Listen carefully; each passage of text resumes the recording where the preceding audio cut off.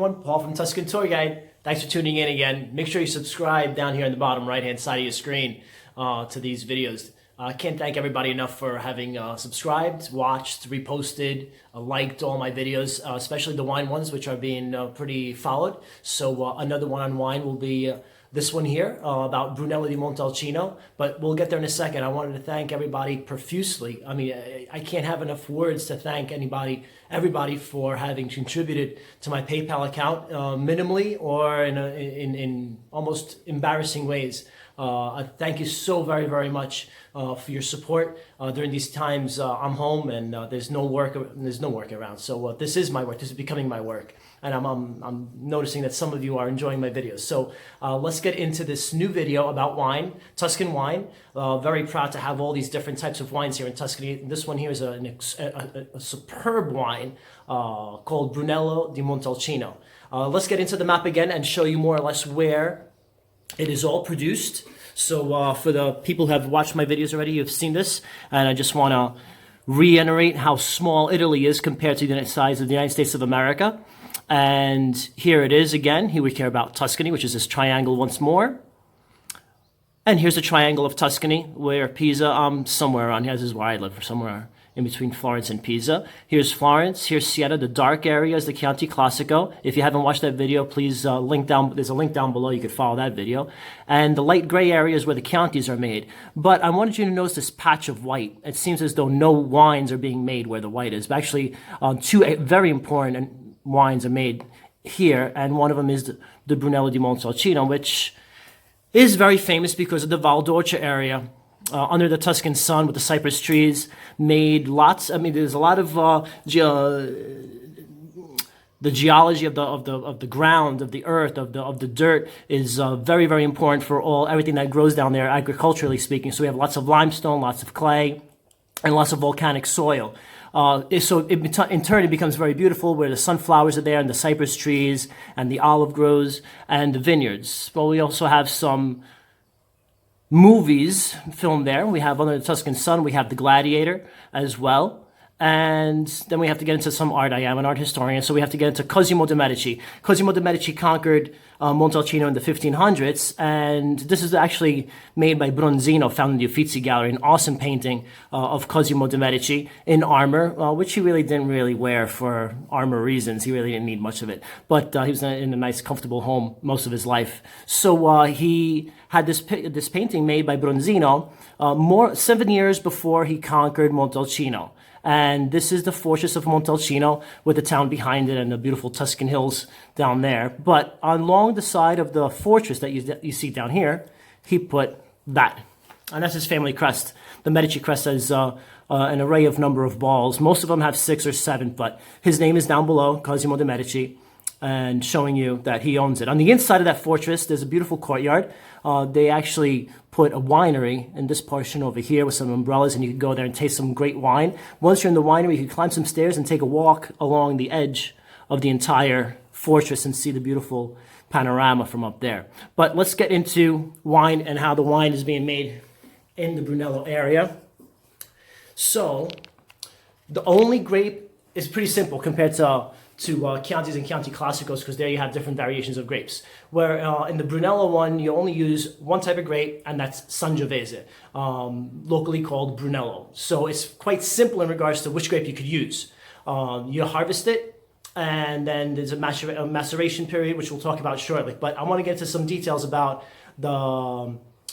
the specifics of the Brunello di Montalcino. They have a union, and the union has been around since 1967, so that's fairly simple. Then shortly after that, in 1980, they became part of the DOCG. Actually, they didn't become part. They were the first wine to become part of DOCGs, which is like the FDA in the States. It's very controlled, guaranteed. They tell you, they tell you where it was made, how it was produced. The alcohol content's got to be at least 12%. It goes up to 12.5% if the wine that you're going to sell that's made from the Brunello area tells you the specific vineyard that all the grapes came from to produce that wine. So there's a lot of details in regards to that. It could what else? It could only be produced in oak barrels, which we'll get to shortly. I'm going to show you those barrels. There's only about 2 million bottles made per year. and there's only 200 producers in 5,000 acres of soil, of land. So it's quite small, a piece of property, but they make so much beautiful wine. And with all these requirements and mandates from that the consortium, the union made, and the DOCG has implemented and accepted, it became quite a prestigious wine. The slopes are very important as well, being that it's a small part of those only 5,000 acres. So you have the north slopes and the south slopes, and as you guys know, I'm sure, in the northern hemisphere of the world, if you're on the south side, you get more sun. If you're on the north side, you get less sun. So the grapes mature differently. They have different tastes. Grapes on the north side usually have a little bit more aroma. Grapes on the south side and on the west usually have a lot more. Well, let's just put it this way: they're very complex depending on what's underneath in the soil. So like I said, if you have clay, if you have more volcanic soil, they come out very, very different on the south side. But let's get into what the grapes look like. And here they are. This is the Sangiovese grape that everybody must use to make a Brunello wine. Once you harvest them, they get destemmed, and the grapes actually get flow through a pump. Here's the pump. And then the grapes come out and they go into this stainless steel Tino. We call these Tinos. Now, 64 hectoliters is insane. You could get about to 8,000 bottles out of just this stainless steel one. It stays in there for about 2 weeks, roughly, depending on what you want to get out of the grapes. This is where the seeds and the skin become extremely important for the tannins and the taste of the wine, the color of the wine, more importantly. So after about 2 weeks in here, it can stay in there 3 weeks, 4 weeks, 5 weeks, 6, even 6 weeks if you're going to do a Reserva. But once they stayed in there, they separate stems and liquid, and this is what you get with all the seeds and skin. This is what comes out of the stainless steel Tinos. They get put into these huge barrels. Now the barrels have different dimensions, and with this one here, you could probably get about 3,500 to 4,000 bottles out of it. And they have to stay in these oak barrels for at least 2 years. You have other options though, because the only rules and requirements say that it has to be oak, and it has to stay in there for about at least 2 years. Then you have a tonneau, and you have a barrique. The name tells you what size it is. The tonneau could be from 500 liters to about 1,000 liters, which could produce you about 6,000 bottles. And the barrique, which we'll get into another video, is specially used for super Tuscans and Bolgheri wines. But after this step, this is the one that really counts, because what has to happen there is the fermentation process begins, and you have to keep rolling it over.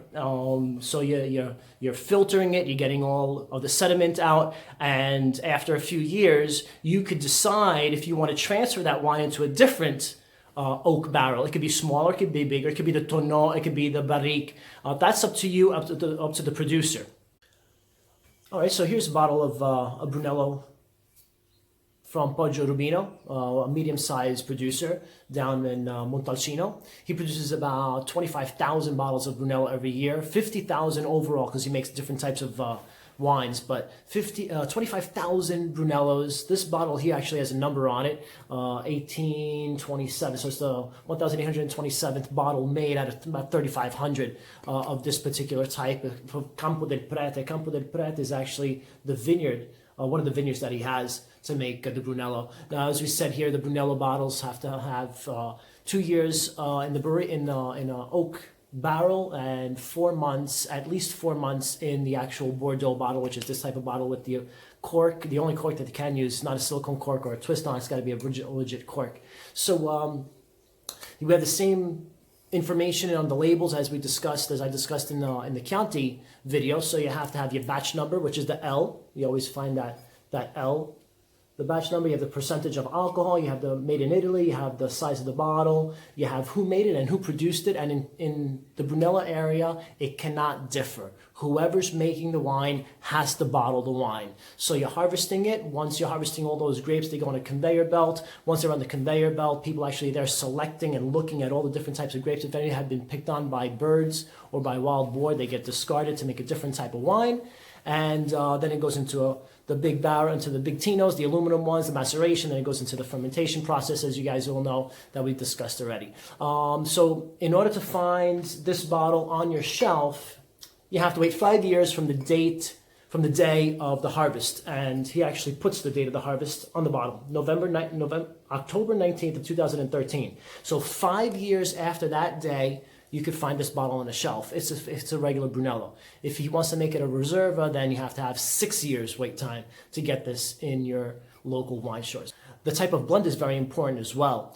So when we spoke about the north side and the south side of the slopes, the important thing that the enologist wants to do working for a specific winery is trying to get the right amount or percentage of grapes from the north side and the south side, and try to blend them to their own unique flavor and taste, so that when you do purchase it year by year, you have the same one. One last thing that all wine producers want to do is have their unique taste. So in turn, what Poggio Rubino does, as well as everybody else, is they try to blend the same Sangiovese wine from the different grapes that they get from the north side and the south sides of their hills and their slopes, in order to get their unique taste, so that you, the consumer, like it, get used to it, and purchase it year after year.